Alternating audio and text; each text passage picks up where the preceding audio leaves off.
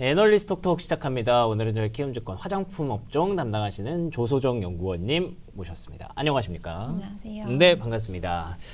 자, 화장품, K뷰티 좋은 거 너무나도 잘 알고 계실 텐데 최근 들어서는 살짝 의심의 눈초리가 좀 생기기 시작한 것 같더라고요. 일단 주가도 많이 올라왔고, 그리고 기사를 보다 보니까 이제는 관세 영향 때문에 월간 수출량이 좀 줄었다, 이런 기사도 조금씩 올라오던데 걱정해야 되는 상황인가요? 어떤가요, 지금? 아닙니다. 그냥 지금 표정이 아니, 너 그 얘기할 줄 알았어. 약간 그런 느낌으로 또 해봐 이런 느낌이었는데 어떤 상황이에요, 그러면? 사실 이번 최근에 수출입 데이터가 조금 슬로했던 거는 사실이긴 해요. 근데 사실 원래 여름이 특히 한 7, 8월 정도쯤이 사실 저희가 좀 비성수기긴 하거든요. 그러네요. 땀 많이 나서 덜 바르나? 네, 원래 좀 비수기기도 하고 거기다가 7월 달에 아마존 프라임이라던가 저희 이제 나갔던 물량들이 조금 이제 많았기 때문에 네. 현재는 재고를 소화시키고 있는 단계다라고 봐주시면 좋을 것 같습니다. 그러면은 지금 상황들을 국가별로 좀 정리해 볼까요? 어떨까요?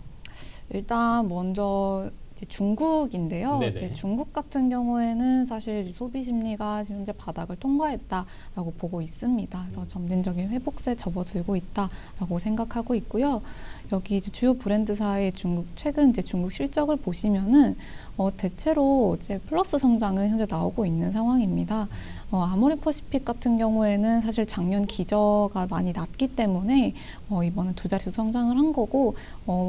대체로는 그냥 이제 회복하는 단계다라고 봐주시면 될 것 같고요. 여기 다음 하단 테이블 보시면은 이제 주요 브랜드사의 이제 중국 사업 관련 코멘트도 있는데요. 이 안에서도 사실 이제 정리를 해보자면은 중국 이제 매크로 경기는 이제 점진적인 회복세에 접어들고 있고. 화장품 소비 또한 마찬가지다라고 다들 보고 있더라고요.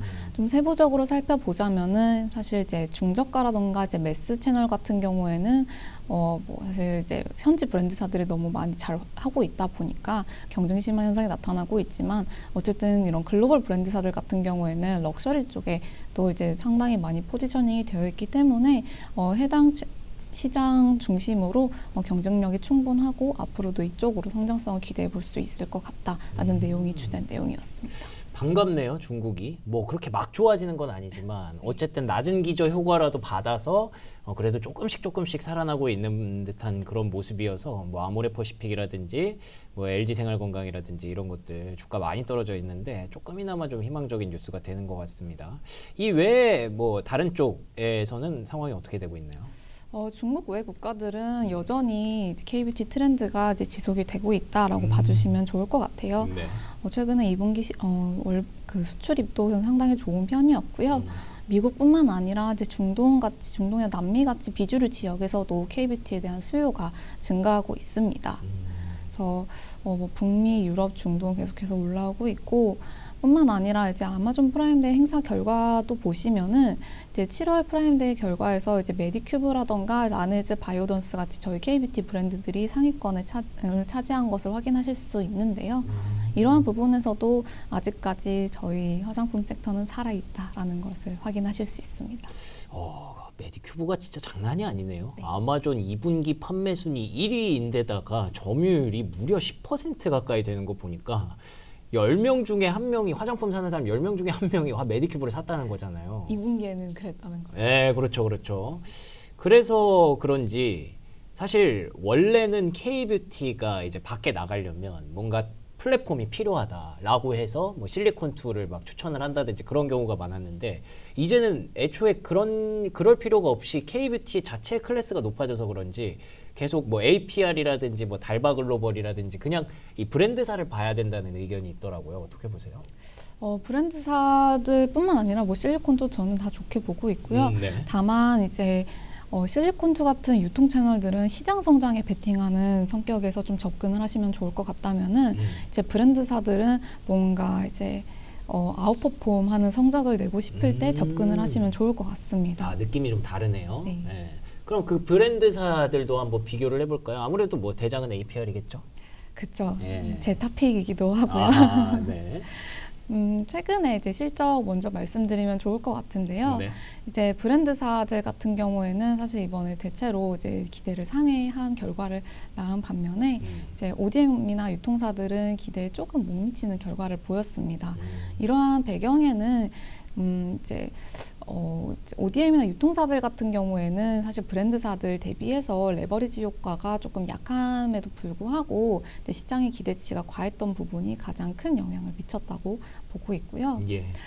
최근에 가장 이제 눈에 띄는 실적을 기록한 업체는 이제 APR이었습니다. 이제 APR 같은 경우에는 이제 매출 3,277억 원, 그리고 영업이익 846억 원으로 시장 기대치를 상회하는 결과를 냈고요. 이렇게 이런 실적을 기록할 수 있었던 가장 큰 이유는 사실 2분기 또한 전통적으로 이제 비수기인데 비용 투자를 크게 늘리지 않았음에도 불구하고 이제 그동안 마케팅 투자로 바이럴 효과가 이제 매출 성장으로 이어지면서 이제 레버리지 효과가 크게 났다라고 봐주시면 될 것 같습니다. 그렇군요. 네, 그래서 예. 그 덕분에 이제 20% 중반대 수익률을 기록을 했고요. 뭐 다른 브랜드사들도 다 괜찮았겠죠? 뭐 중국향 말고 비중국향으로는. 네, 그렇습니다. 네. 그래서 일단 APR이 계속 대장임을 다시 한번 확인시켜 주셨는데, 브랜드사 말고 뭐 ODM이라든지 유통사는 혹시 어땠어요? 그냥 뭐 총체적으로 말씀해 주신다면. 전반적으로 사실 이제 매출 성장이나 이익 성장은 꾸준했지만 네. 이제 다만 좀 시장 기대치가 좀 높았던 부분 때문에 기대치를 하회했습니다. 사실 이제 이런 ODM 업체들 같은 경우에는 일단 기본적으로 저희가 타겟팅하고 있는 마진율이 높은 한 자릿수대라고 보시면 될 것 같아요. 네. 근데 최근에 이제 실적들을 보시면은 10% 중반대까지 올라왔는데 이렇게까지 올라올 수 있었던 배경은 이제 아무래도 이제 대량 수주에 따른 레버리지 효과 때문이라고 봐주시면 될 것 같아요. 예. 근데 사실 여기서 더 큰 이익률을 기대할 수 있느냐라고 했을 그러네요. 때 이제 사실 저희가 기대할 수 있는 한계치는 딱 10% 중반대까지라고 봐주시면 될 것 같고요.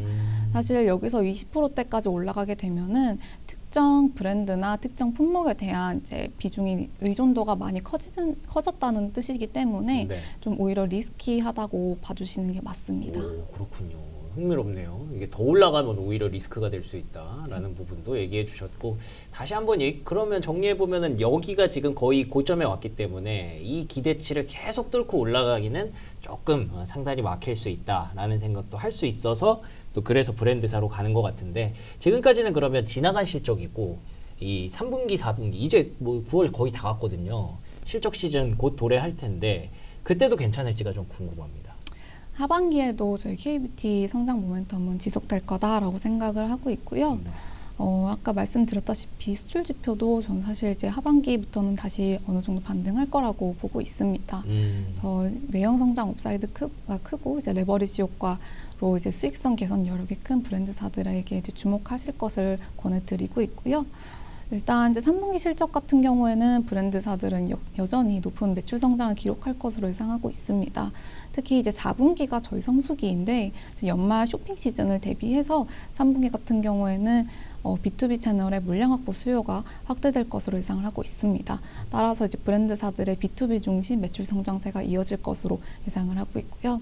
다만 이제 3분기가 이제 매출 성장은 클 수 있겠지만 어쨌든 간에 이제 계절적으로는 사실 비수기에 좀 해당을 하고 있기 때문에 이제 매출 성장 폭이 3분기 같은 경우에는 이제 마케팅 투자가 좀 확대가 될 수 있고 그러네요. 네, 비용도 좀 나올 수도 있겠네요. 네, 비용이 좀 나올 수 있고요. 어쨌든 비수기이기 때문에 매출 성장률 좀 제한될 수 있다는 점도 좀 유의할 필요가 있습니다.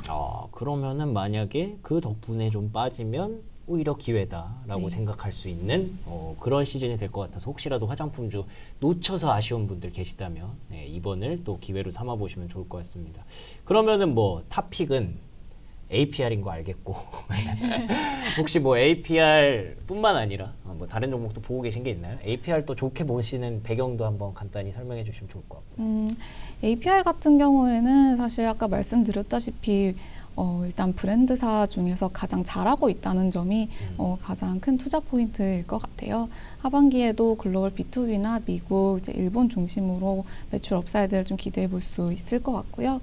이렇게 바이럴 효과가 지속이 되면서 바이럴 효과와 이제 영업 레버리지 효과로 이익 성장세도 꾸준히 나타날 것으로 예상을 하고 있습니다. 그러면은 APR 다음 픽 혹시 있나요? 다음은 저는 이제 달바글로벌 말씀드리고 있어요. 사실 이제 달바글로벌 같은 경우에도 이제 SKU 확대와 채널 확장 통해서 견조한 매출 성장세가 기대가 되고 있고요. 현재 해외 시장에서는 지역별 특성에 맞춘 이제 SKU 확장으로 제품 경쟁력을 높이고 채널도 계속해서 꾸준히 확대할 것으로 예상을 하고 있습니다. 그래서 일본이랑 이제 북미, 러시아 쪽에서 이제 본격적으로 입점이 되면서 성장세가 나타날 것으로 예상을 하고 있고요.